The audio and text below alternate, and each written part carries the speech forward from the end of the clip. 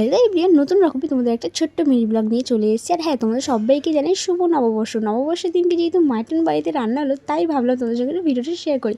হ্যাঁ, তোমাদের সঙ্গে বিগত অনেক দিন হয়ে গেছে আমি তোমাদের কোনো ভিডিও শেয়ার করা হয়নি, তাই ভাবলাম আজকে সোজা রেসিপির ভিডিও নিয়ে তোমাদের সামনে হাজির হই।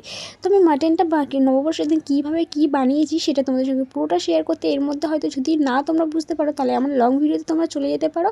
আর আমরা কিন্তু নববর্ষের দিন অনেক কিছু রান্না করেছিলাম, সেগুলো পুরোটা দেখতে গেলে কতটা মজা করেছি সমস্তটা আমার লং ভিডিওতে আছে, তোমরা কিন্তু দেখে নিতে পারো।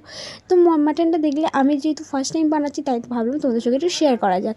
মাটনটা কিন্তু পরিষ্কার করে ধুয়ে নিয়েছিলাম, নিয়ে কিন্তু ঘরে যেমন মশলা ছিল সমস্ত মশলা কিন্তু দিয়েছিলাম, হলুদ গুঁড়ো, জিরের গুঁড়ো, লঙ্কার গুঁড়ো, নুন, কোচানো পেঁয়াজ, বাটা পেঁয়াজ, তারপরে কিন্তু দিয়েছিলাম টমেটো বাটা, তারপরে আর সঙ্গে দিয়েছিলাম আদা রসুন বাটা, টক দই, সর্ষে তেল দিয়ে কিন্তু আধ ঘন্টা আমি ম্যারিনেট করে রেখে দিয়েছিলাম। আর এদিকে কড়াই গরম করে দিয়েছিলাম শুকনো লঙ্কা ফোড়ন সর্ষের তেলের মধ্যে, আর পেঁয়াজটা কিন্তু একটু বেশি দিয়েছিলাম যাতে ফ্লেভারটা একটু বেশি ভালো আসে। আর ঝাঁঝা মশলা কিন্তু আমি মাংস ম্যারিনেট করে রেখেছিলাম, সমস্ত মশলা কিন্তু আমি কড়াইয়ের মধ্যে দিয়েই ভালো করে কষিয়ে নিয়েছিলাম।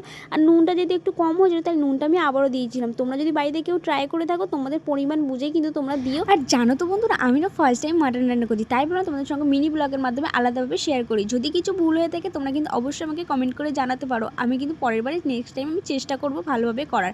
আর যদি ভালো লেগে থাকে অবশ্যই একটা লাইক করে দিও, আর সেটাও কিন্তু কমেন্ট করে জানিও কেমন হয়েছে। আমাদের বাড়িতে কিন্তু সবাই খেয়ে বলেছিল খুব সুন্দর হয়েছে।